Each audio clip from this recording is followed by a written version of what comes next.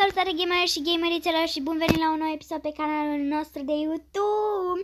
Astăzi am un anunț foarte mare pentru voi și sper să vă placă. După cum știți, canalul nostru s-a numit Sara Gaming și am fost gameri atât de mult timp, încât astăzi a venit vremea, după mult timp, să schimbăm numele canalului nostru, casa noastră și alte lucruri interesante care până acum le-ați văzut în Adopt Me la mine.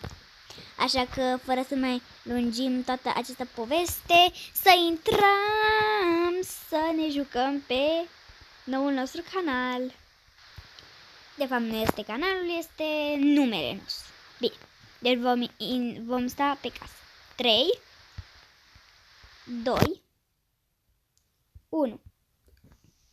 Salutare, gamere și gamerițelor! Eu sunt Claudi Gaming și astăzi o să vă arăt casa noastră de norișori.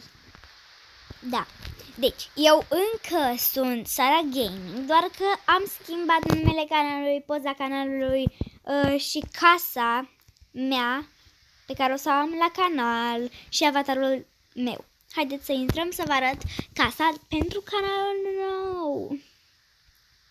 De fapt, stați. O să vă arăt în următorul videoclip? Nu. Haideți să vă arăt. Deci, intrăm, avem tot asta, sunt albastre. Aici e un pian. În ăsta. Și aici o să fie lurul nostru. Sper că v-a plăcut și sper să aprobați acest nou canal cu brațele deschise, așa că pe curând, pa, pa!